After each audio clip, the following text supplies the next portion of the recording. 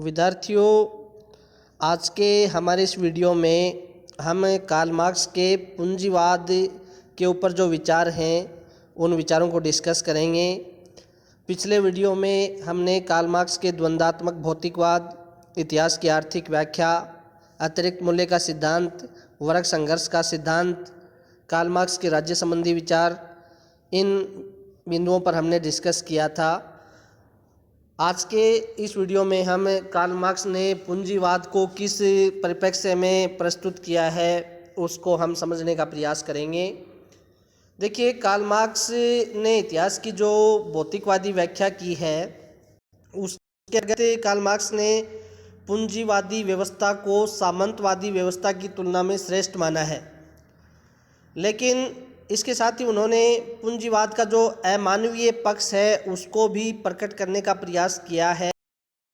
का ये मानना है कि पूंजीवाद के अंतर्गत संपत्ति में आश्चर्यजनक वृद्धि हो जाती है, लेकिन समाज का एक बड़ा भाग है वो निर्धनता में तब्दील हो जाता है। कार्ल मार्क्स ने 19वीं सदी में मौजूद जो पूंजीवादी व्यवस्था थी उसका गहन अध्ययन किया और इसकी प्रकृति और विशेषताओं को प्रकट करने का प्रयास किया। उन्होंने पूंजीवादी व्यवस्था का विश्लेषण करके बताया कि अपने अंतर्विरोधों एवं उसमें कमियों के कारण पूंजीवादी जो व्यवस्था है उसका विनाश अवश्यंभावी है और इसके स्थान पर समाजवादी व्यवस्था की स्थापना की वो वकालत करते हैं जो पूंजीवाद से श्रेष्ठ और न्यायपूर्ण है। इसलिए मार्क्स ने पूंजीवाद के विश्लेषण द्वारा उसकी कमियों, उनके दोषों और उनके जो अंतर्विरोध हैं उनको प्रकट करने का प्रयास किया है, उनको जनता के समक्ष रखने का प्रयास किया है। देखिए, उन्होंने ये बताया है कि पूंजीवादी व्यवस्था में निजी लाभ के लिए उत्पादन होता है। ये पूंजीवाद की उन्होंने पहली विशेषता बतलाई है। पूंजीवादी व्यवस्था में पूंजीपति हैं वो निजी लाभ के लिए उद्योगों का गठन करते हैं, उद्योगों का संचालन करते हैं। पूंजीपति उन सभी साधनों को अपनाते हैं जो उनके निजी लाभ में वृद्धि करते हों, चाहे वे साधन अनैतिक हों। इस प्रकार पूंजीवाद में सामाजिक जो दायित्व है, न्याय, नैतिकता की भावना है उसका पूर्णतया अभाव रहता है और श्रमिकों के शोषण में वृद्धि होती है। तो पहली जो विशेषता पूंजीवाद की कार्ल मार्क्स ने बतलाई है वो ये बतलाई है कि पूंजीवाद में जो पूंजीपति हैं वो निजी लाभ के लिए उत्पादन करते हैं और श्रमिकों का किसी भी प्रकार का कोई ध्यान नहीं रखा जाता, उनके शोषण में वृद्धि होती है और एक प्रकार से सामाजिक दायित्व, न्याय और नैतिकता का इसमें अभाव पाया जाता है। दूसरी जो विशेषता जो कार्ल मार्क्स ने बताई है वो ये है कि श्रमिकों के धन का हरण किया जाता है। कार्ल मार्क्स मानते हैं कि वस्तुओं में विनिमय जो मूल्य है उसकी उत्पत्ति श्रमिकों के श्रम द्वारा होती है, इसलिए संपूर्ण विनिमय मूल्य पर श्रमिकों का ही अधिकार होना चाहिए, लेकिन पूंजीपति विनिमय मूल्य का एक छोटा अंश श्रमिकों को वेतन के रूप में देते हैं और विनिमय मूल्य का एक बड़ा भाग जो अतिरिक्त मूल्य है को लाभ के रूप में अपने पास रख लेते हैं। मार्क्स ने पूंजीपतियों द्वारा श्रमिकों के धन की चोरी व लूट मानता है और इस आधार पर पूंजीवाद को अन्यायपूर्ण और अमानवीय व्यवस्था के रूप में वो बतलाते हैं।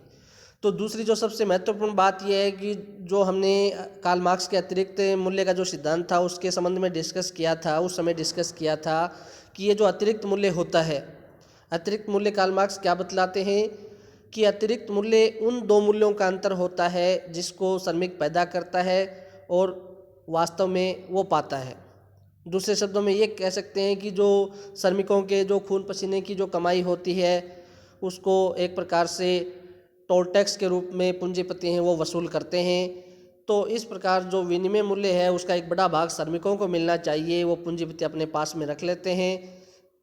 अतः श्रमिकों के धन का शोषण है वो पूंजीपति करते हैं। तो दूसरी विशेषता पूंजीवाद की कार्ल मार्क्स ने ये बतलाई है कि श्रमिकों के धन का इसमें हरण किया जाता है। तीसरी जो सबसे महत्वपूर्ण विशेषता है वो ये है कि पूंजी का निरंतर संचय होता है। अतिरिक्त मूल्य और लाभ के अन्य उपायों द्वारा पूंजीपति को अत्यधिक धन की प्राप्ति होती है, जिसके एक भाग को वह अपने जीवन यापन पर खर्च करता है और शेष बड़े भाग को पूंजी के रूप में संचित करता है।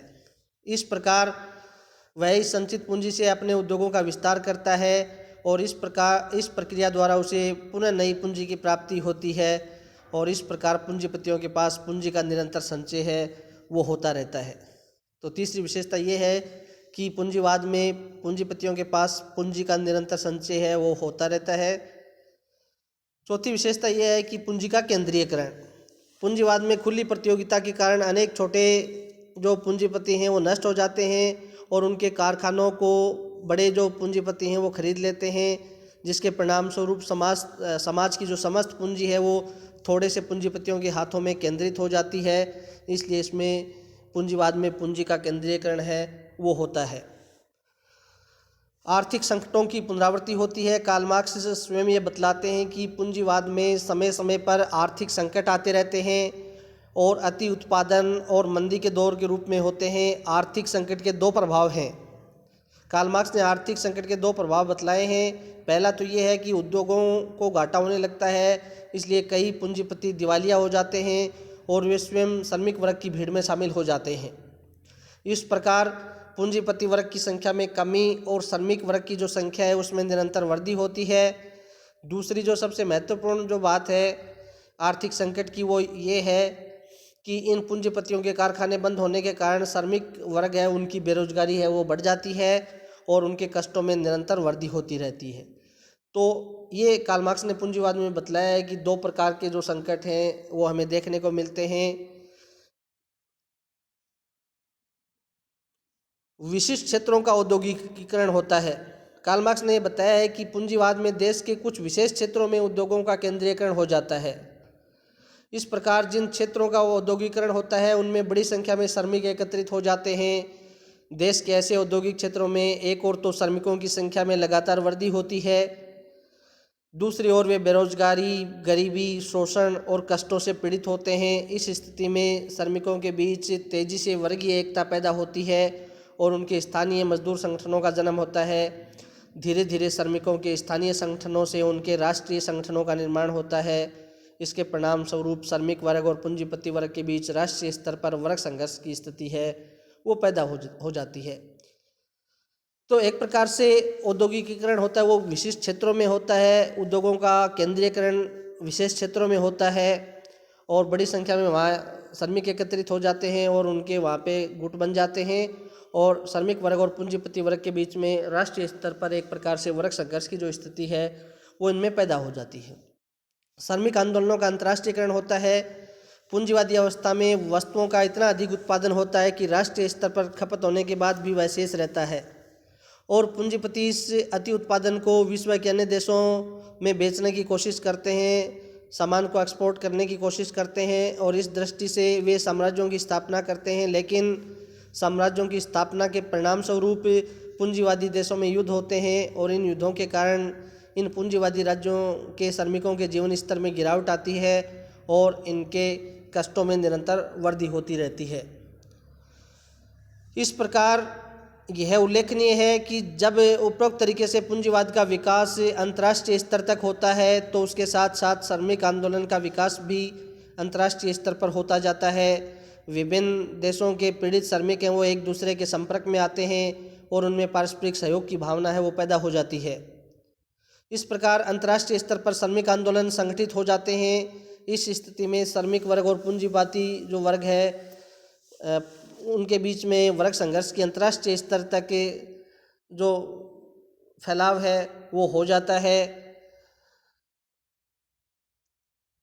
पूंजीवाद का नाश सुनिश्चित है। कार्ल मार्क्स अंत में अपने विचारों में बतलाने का प्रयास करते हैं कि पूंजीवाद के विनाश के बीज जो हैं वो स्वयं पूंजीवाद में ही निहित हैं।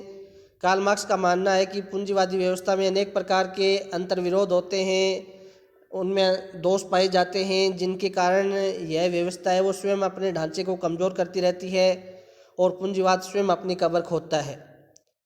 पूंजीवाद में खुली प्रतियोगिता, आर्थिक संकटों के कारण पूंजीपतियों की संख्या में लगातार कमी होती जाती है और श्रमिकों की संख्या में लगातार कष्टों के कारण वृद्धि होती जाती है। दुखी और पीड़ित और शोषित जो श्रमिक वर्ग है वो लगातार संगठित होता रहता है और श्रमिक वर्ग की जो एकता और संघर्ष करने की जो शक्ति है वो पहले राष्ट्रीय स्तर पर और फिर अंतर्राष्ट्रीय स्तर पर प्रकट हो जाती है। मार्क्स ये मानते हैं कि श्रमिक वर्ग एवं पूंजीपति वर्ग के बीच क्रांतिकारी व हिंसक वर्ग संघर्ष है और इस संघर्ष में अल्पसंख्यक पूंजीपति वर्ग पर बहुसंख्यक जो संगठित श्रमिक वर्ग है उसकी विजय भी सुनिश्चित है। तो अंत में कार्ल मार्क्स ने ये बताने का प्रयास किया है कि पूंजीवाद स्वयं अपनी कब्र खोदता है। पूंजीवाद में विनाश के बीज उसमें स्वयं निहित हैं। लगातार जब पूंजीपतियों द्वारा श्रमिकों का जो शोषण है वो लगातार होता रहता है और जब ये शोषण चरमोत्कर्ष पर पहुंच जाता है तो जो श्रमिक हैं वो एक जगह पर एकत्रित होते हैं। पूंजीपतियों की संख्या में लगातार कमी आती है और श्रमिक जो हैं उनकी संख्या में लगातार वृद्धि होती रहती है और वो एक जगह पर एकत्रित हो जाते हैं और फिर वो एक प्रकार से पूंजीपतियों के ऊपर एक प्रकार से हमला करके और उनकी जो पूंजीपति है वो उनकी जो पूंजी है या उद्योगों पर उनका जो आधिपत्य है वो अपना आधिपत्य स्थापित करते हैं और उसको कार्ल मार्क्स नाम देते हैं सर्वहारा वर्ग का अधिनायकवाद। और फिर कहते हैं कि सर्वहारा वर्ग के अधिनायकवाद स्थापित होने के बाद में एक वर्ग विहीन राज्य विहीन समाज की स्थापना की बात कार्ल मार्क्स अपने इसमें करते हैं। तो आगे के वीडियो इसी क्रम में जारी रहेंगे। धन्यवाद।